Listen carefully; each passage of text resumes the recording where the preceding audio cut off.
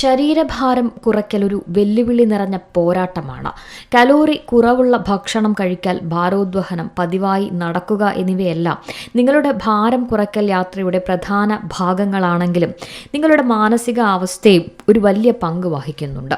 പലപ്പോഴും ഭക്ഷണക്രമത്തിലും ശാരീരിക പ്രവർത്തനങ്ങളിലും നമ്മൾ ശരിയായ പാതയിലാണ്, പക്ഷേ നമ്മുടെ സമീപനം തെറ്റായതിനാൽ നമുക്ക് മാറ്റം കാണാൻ കഴിയില്ല.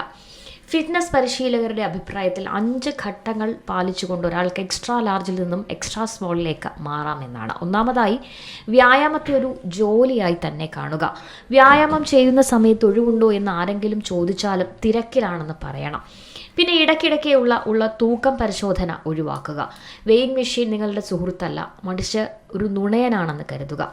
അടുത്തതായി, നിങ്ങളെ പ്രചോദിപ്പിക്കുന്നതിനുള്ള ഒരു പിന്തുണാ സംവിധാനം വേണം. അതായത് സമാനമായ ചിന്താഗതിക്കാരായ ആളുകളുമായുള്ള സമ്പർക്കം. മറ്റാരെങ്കിലും കഠിനാധ്വാനം ചെയ്യുന്നത് കണ്ടാൽ എനിക്കും കഠിനാധ്വാനം ചെയ്യണമെന്ന ആഗ്രഹമുണ്ടാകും. ഏറ്റവും പ്രധാനം, വ്യായാമത്തിൽ നിങ്ങൾക്ക് ഏറ്റവും ഇഷ്ടമുള്ളത് എന്താണെന്ന് കണ്ടെത്തുക.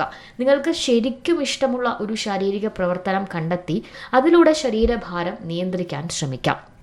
ഇനി 5ാമത്തെ കാര്യം എന്തെന്നാൽ, ഒരിക്കലും ഭക്ഷണം ഉപേക്ഷിക്കേണ്ടതില്ല എന്നതാണ്.